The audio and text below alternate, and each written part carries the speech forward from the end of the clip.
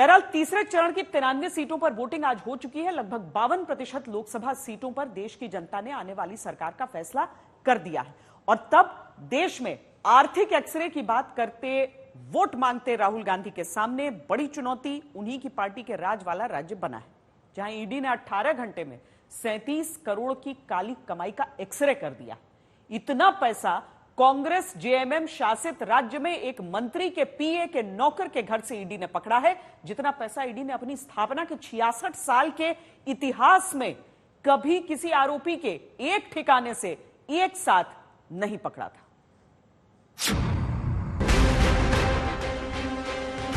एक तरफ विपक्ष की मुख्य पार्टी कांग्रेस कहती है कि पार्टी का फंड रोका जा रहा है, पार्टी के खाते बंद किए जा रहे हैं, पार्टी को चंदा कम मिल रहा है, पार्टी के पास प्रचार का पैसा नहीं, पार्टी के प्रत्याशी फंड न मिलने पर उम्मीदवारी छोड़ देते हैं।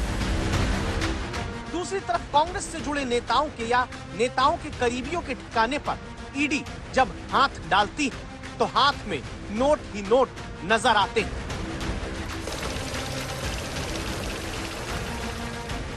तो क्या विपक्ष की सबसे बड़ी पार्टी ईडी पर इसीलिए सवाल उठाती रही क्योंकि नवंबर 2023 में छत्तीसगढ़ के महादेव स्कैम में कार्रवाई होती है और तत्कालीन कांग्रेस सरकार के मुख्यमंत्री को 508 करोड़ रुपए देने का आरोप लगता है, जिसमें जांच जारी है। दिसंबर 2023 कांग्रेस सांसद धीरज साहू से जुड़े ठिकानों पर 300 करोड़ से ज्यादा कैश मिलता है और आईटी विभाग की जांच जारी है। और अब झारखंड में कांग्रेस के मंत्री के पीए के नौकर के घर 35 करोड़ से ज्यादा कैश मिलता है।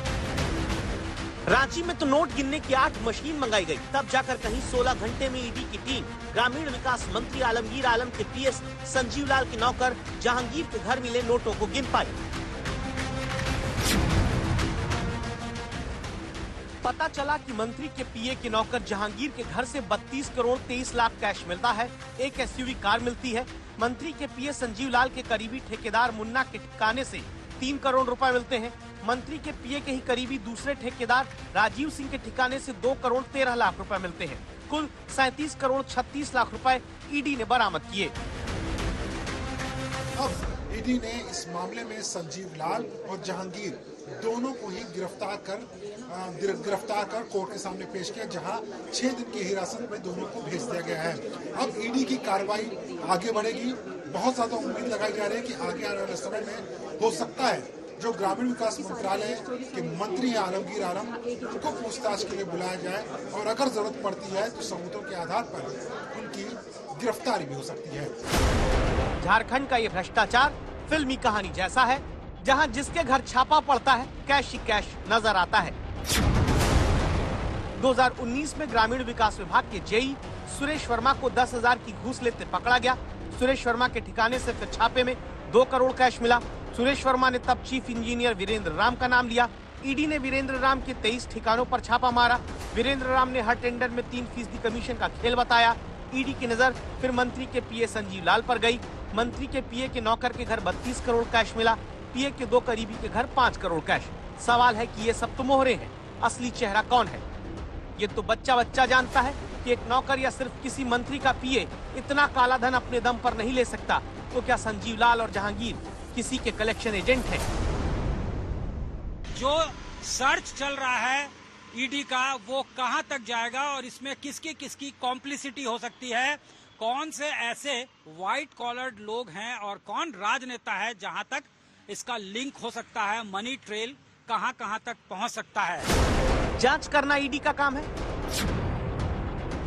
ईडी दावा करती है कि मंत्री का पीएस संजीव लाल केवल कलेक्शन एजेंट ही है और पीएस का नौकर जहांगीर घोटाले की रकम का केयर टेकर।